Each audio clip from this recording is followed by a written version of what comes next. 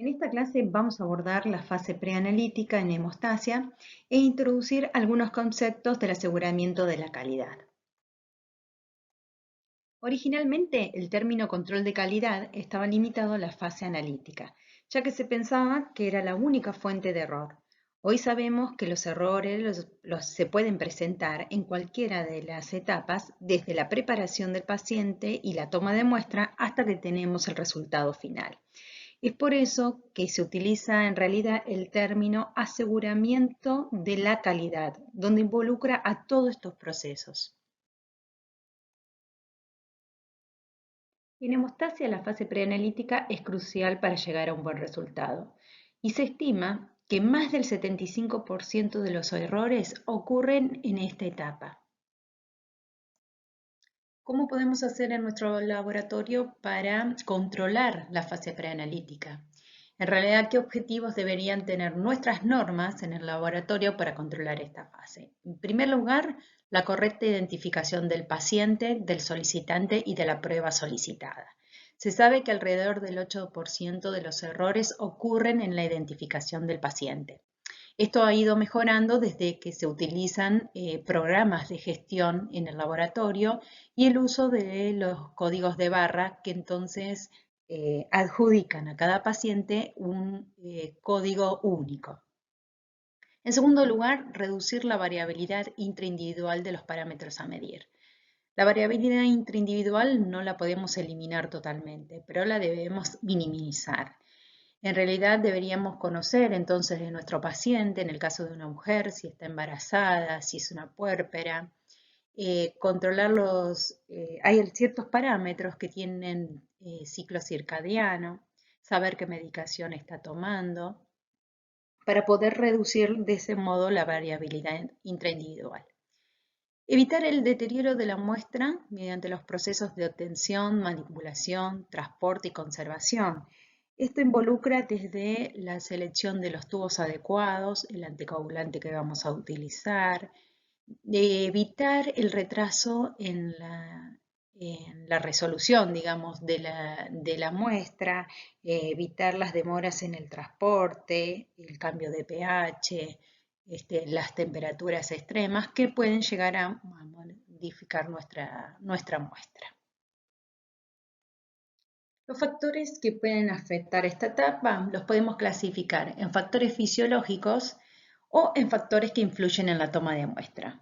Dentro de los factores fisiológicos tenemos la edad, el sexo, embarazo, ciclos biológicos. Estos factores no los vamos a poder manejar o controlar, no dependen de nosotros, pero sí los factores que influyen en la toma de muestra, como puede ser el ayuno, el tiempo que tardamos en aplicar el torniquete para la toma de la muestra, de dónde tomamos esa muestra, si es de sangre periférica o en un paciente con catéter, el ejercicio intenso y la medicación, como por ejemplo puede ser el uso de anticoagulantes.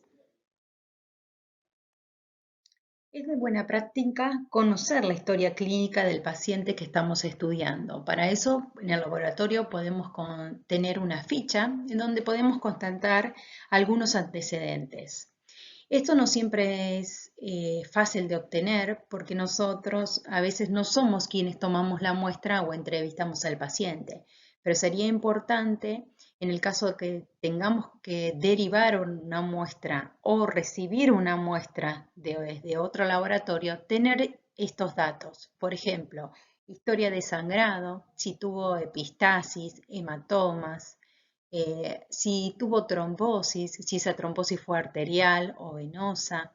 En el caso de las mujeres, si tuvo abortos recurrentes o pérdidas fetales. ¿Qué medicación está tomando? Si toma anticoagulantes antivitamina K, anticoagulantes orales directos o está en tratamiento con heparina.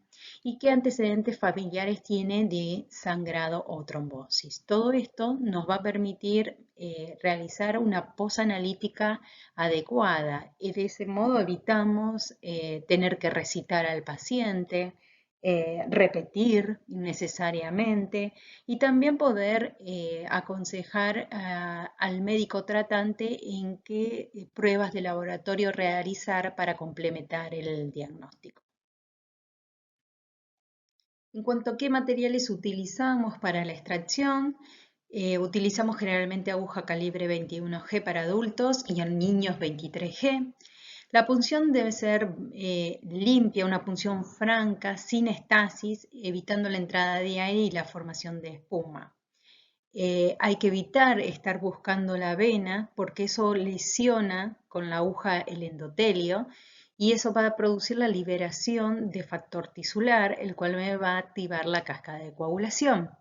Entonces, cuando nuestra muestra llegue al laboratorio, la centrifuguemos y está lista para procesarse, vamos a encontrar que algunas pruebas de coagulación van a estar modificadas. Por ejemplo, si realizamos una PTT, vamos a encontrar que ese APTT se encuentra acortado, falsamente acortado, y entonces decimos que tenemos una muestra activada.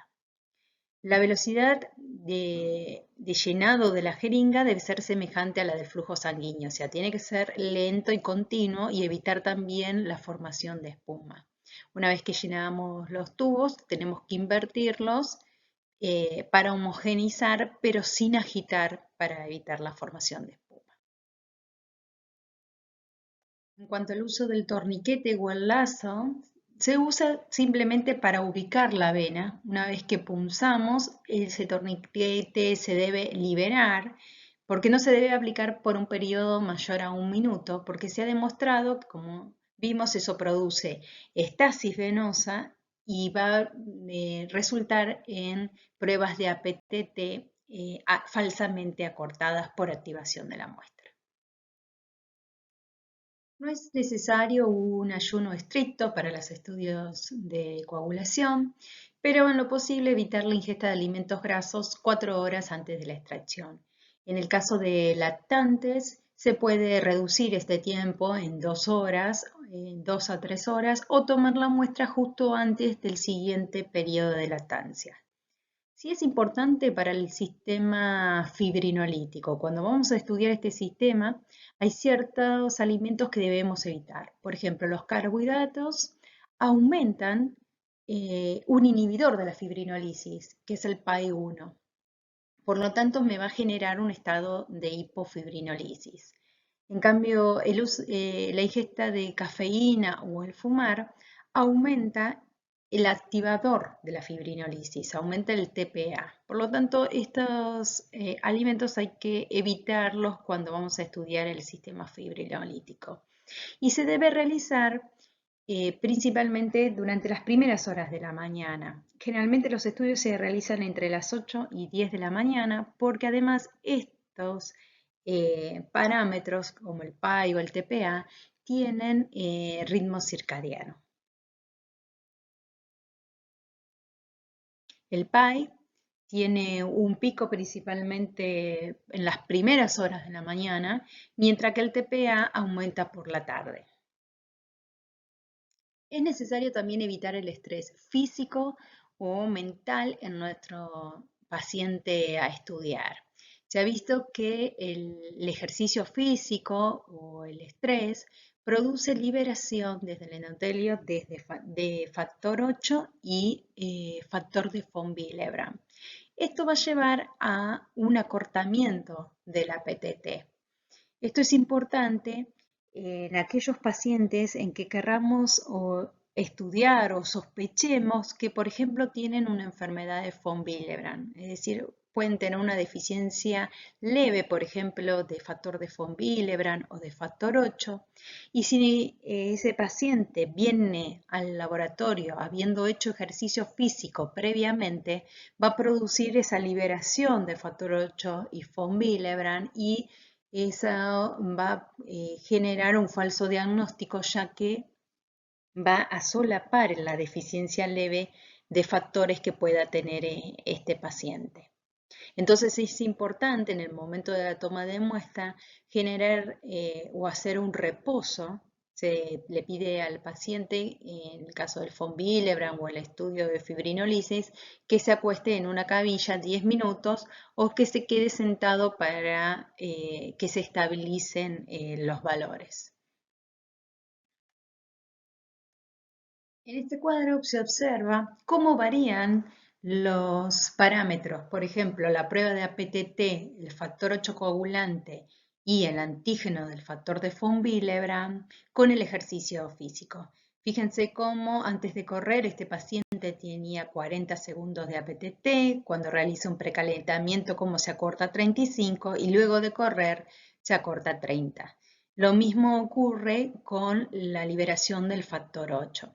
Entonces, esto, repitiendo, es importante porque supongamos que tenemos un paciente que tiene un déficit leve de factor 8 y nosotros estamos sospechando esa enfermedad de von Willebrand, pero si viene haciendo ejercicio físico, cuando nosotros dosemos en el laboratorio el factor 8, vamos a encontrarlo normal, pero va a estar falsamente aumentado en forma transitoria y no vamos a poder diagnosticarlo correctamente. El orden de llenado de tubos también está estandarizado. Se debe proceder de la siguiente manera. Primero se deben llenar los tubos de hemocultivo, luego los tubos de citrato de coagulación que tienen tapón celeste. Tercero, los tubos de suero con o sin activador de la coagulación o separador, que puede ser gel. Cuarto, los tubos de parina. Quinto, los tubos de ETA de hemograma con tapón lila. Y por último, los tubos de fluoruro. Es importante que si usamos el sistema Vacutainer, nunca llenemos el tubo de parina antes del tubo de coagulación, porque esto puede llevar a una contaminación de la muestra con heparina. Entonces, cuando procesemos nuestra muestra en el laboratorio y realicemos pruebas, por ejemplo, como el APTT o el tiempo de trombina, se van a ver alteradas por la influencia de esta heparina in vitro que le hemos colocado. También si la muestra debe ser tomada de un catéter que fue heparinizado, porque es muy frecuente que en la enfermería, para que no se coagulen o se tapen los catéteres en los pacientes, le coloquen un poquito de heparina. Entonces, en esos casos, debemos lavar previamente el catéter con solución fisiológica y luego proceder a tomar la muestra. Siempre que se tome de un catéter hay que descartar los 5 mililitros previos y luego tomar la muestra para llenar nuestros tubos. La Sociedad Internacional de Hemostasia y Trombosis, que es la ISTH, y el Instituto de Estandarización para Laboratorios Clínicos de Estados Unidos recomiendan que el anticoagulante para coagulación debe ser citrato trisódico 105 a 109 milimolar por litro. Eso equivale a una concentración de 3,13% a 3,2%. La concentración más utilizada es la 0,11 molar. Y se debe siempre respetar la cantidad de sangre y de anticoagulante. Son 9 partes de sangre por una parte de anticoagulante. ¿Por qué se debe respetar esta concentración 0,11 molar de citrato? Porque los plasmas patrones liofilizados con los cuales se calcula el ISI de las tromboplastinas se obtienen con este citrato de sodio 3,13%. Si nosotros usamos otros tubos que tengan otra concentración de citrato distinta, después cuando realicemos el tiempo de protrombina y lo utilicemos para hacer el cálculo de RIN, por ejemplo, en un paciente anticoagulado, vamos a obtener quizás RINes que son mucho más prolongados que lo real. Entonces, siempre respetar esa concentración 0,11 molar de citrato de sodio. Existen otros anticoagulantes que usamos en hemostasia, por ejemplo el citrato ácido de sodio. Este anticoagulante lo usamos principalmente cuando queremos estudiar el sistema fibrinolítico. Tiene un pH de 5,8 y ¿cómo se hace? Se hace en relación partes iguales del citrato de sodio 0,11 molar y ácido cítrico. ¿Para qué lo utilizamos? Para evitar la formación del complejo TPA-PAI y de esa forma podemos hacer los ensayos, por ejemplo, inmunológicos para medir TPA. Pero hay que hacer la salvedad que con este anticoagulante no podemos utilizarlo para hacer los ensayos de coagulación. Para hacer los ensayos de coagulación normales de rutinas, como es el tiempo de protrombina, APTT, fibrinógeno, tiempo de trombina, vamos a usar el de citrato de sodio. Otro anticoagulante que podemos llegar a utilizar es el ETA, pero eso lo vamos a utilizar solo para hacer los estudios de biología molecular. Cuando queramos estudiar los polimorfismos, por ejemplo, el factor 5D Leiden o la protrombina 2210A. O también si queremos estudiar homocisteína. La cantidad mínima a recolectar para un estudio de coagulación de rutina son 10 mililitros de sangre para obtener, luego del centrifugado, 4 mililitros de plasma. Siempre hay que inspeccionar visualmente la muestra y descartar ante la presencia de hemólisis o presencia de coágulos. Podemos usar palillos o stick para ver si hay presencia de coágulos y en ese caso se debe rechazar la muestra. Como dijimos, debemos siempre mantener la relación anticoagulante-sangre. Una parte de anticoagulante, 9 de sangre. Pero ocurre que a veces tenemos pacientes que tienen hematocritos superiores a 55%. Y en ese caso sí debemos ajustar la cantidad de anticoagulante. Porque, por ejemplo, en un hematocrito alto vamos a tener un mayor paquete globular de rojos. Cuando centrifuguemos vamos a tener menor cantidad de plasma. Por lo tanto, la cantidad de anticoagulante requerida para anticoagular ese plasma debe ser menor para respetar siempre la relación. En estas tablas se observa cómo a medida que aumentamos el hematocrito, la cantidad o el volumen de citrato que se debe adicionar al tubo tiene que ir disminuyendo. Otra forma es para calcular la cantidad de anticoagulante, si no es dejar constante 0,5 mililitros de citrato y calcular mediante esta fórmula la cantidad de sangre que debo adicionar para respetar esa relación. Uno de los criterios de rechazo de muestra es que justamente no se respete el enrase del tubo y entonces no estamos respetando la relación anticoagulante-sangre. Se sugiere que se puede llegar a aceptar un 10% de error, o sea, un 10% de llenado por encima o por debajo del enrase. Debe estar llenado más del 90% del tubo para que no nos afecte las pruebas de coagulación. En este gráfico vemos cómo se afecta las pruebas de APTT con el porcentaje de llenado de tubo. Si vemos, a medida que disminuimos el porcentaje de llenado del tubo, el APTT se nos va prolongando. Otros criterios de rechazo: que venga un tubo inadecuado, que venga un tubo de ETA, un tubo de suero, el volumen de la muestra incorrecto, la hemólisis. Este es un punto de debate. Sabemos que los nuevos coagulómetros fotoópticos permiten medir o estudiar muestras hemolizadas porque miden a otra longitud de onda donde la hemólisis y la hemoglobina liberada no interfiere.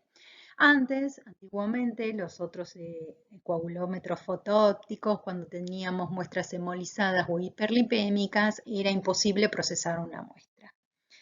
Pero hay que ver cuál es la causa de la hemólisis, porque si la muestra viene hemolizada porque en realidad fue una extracción dificultosa, costó encontrar la vena o se tardó mucho en recolectar la muestra, ya esa muestra en realidad cuando vayamos a realizar una PTT va a estar activada. Entonces en realidad deberíamos rechazar esa muestra. Ya hoy deberíamos aplicar nuestro criterio bioquímico y ver si el paciente está internado, si podemos repetirla, si amerita igual procesar la muestra hemolizada. Una muestra que venga mal identificada, que no tenga la fecha, el nombre correcto del paciente. Muestras deterioradas en el laboratorio. Esto puede ocurrir porque nos retrasemos en procesar la muestra. temperatura de transporte inadecuada, por ejemplo, si vienen muestras en sangre enteras refrigeradas o con hielo, eso puede llevar a la activación de algunos factores, como el factor 7 de la coagulación, o si vienen sobre hielo seco y en realidad nosotros después queríamos hacer un estudio de funcionalidad plaquetaria, la temperatura entonces me va a inhibir esas plaquetas. Se debe rechazar esa muestra o un recorrido preanalítico inadecuado. Entonces, siempre transportar la muestra al laboratorio en lo posible dentro de la hora de la extracción y a temperatura ambiente. Se debe centrifugar a 2000 G por lo menos 10 minutos a temperatura ambiente. Inspeccionar la muestra para detectar que no haya coágulos, lipemia, ictericia o hemólisis. Siempre es preferible procesarla una vez que ya la tenemos separada dentro de las 4 horas. Y en el caso de que no lo podamos hacer en el momento, realizar la doble centrifugación. ¿A qué le llevamos a hacer doble centrifugación? Es centrifugar la muestra de sangre entera para obtener en un principio plasma, trasvasar ese plasma a otro tubo plástico y volverlo a centrifugar. Nuevamente vamos a tener el plasma y en el fondo un pellet que puede tener rojos y plaquetas, volver a transferir ese plasma a otro tubo de plástico y recién ahí esa muestra está lista para procesar estudios especiales o para frizarla en un freezer a menos 20 o a menos 70. La técnica de doble centrifugación es muy importante para ciertos estudios especiales de coagulación, cuando querramos estudiar anticoagulante lúpico y en ese caso tenemos que asegurarnos que no queden casi plaquetas en nuestro plasma, ¿sí? Que nuestro plasma sea pobre en plaquetas, que tenga menos de 10.000. Porque si nosotros después, además, vamos a frizar ese plasma, esas plaquetas se rompen y pueden liberar fosfolípidos y nos van a cortar las pruebas de coagulación. También si queremos estudiar trombofilia, como proteína C, proteína S o antitrombina. Entonces, resumiendo, el almacenamiento. Hasta 24 horas podemos tener para realizar el tiempo de protrombina, ¿sí? A temperatura ambiente, si la muestra está centrifugada o si está en sangre entera. Y hasta 4 horas para realizar una muestra, un estudio de APTT. Igual, siempre es recomendado realizarla dentro de las 4 horas. A 4 grados no se recomienda para el estudio de protrombina y para el APTT, si él está separado del paquete globular, podría ser hasta 4 horas. A menos 20 lo usamos para guardar el plasma pobre, ¿sí? Que ya ha sido procesado doblemente centrifugado. A menos 20 aguanta hasta 2 semanas. Y en cambio, si lo frizamos en un ultra freezer que alcanza temperaturas de menos 70 grados, ya nuestro plasma puede durarnos 12 meses sin que decaigan los factores. Y siempre es importante que antes de procesar una muestra que ha estado congelada, siempre descongelarla a 37 grados de 3 a 5 minutos, mezclar suavemente para resuspender y evitar que se crioprecipite el fibrinógeno.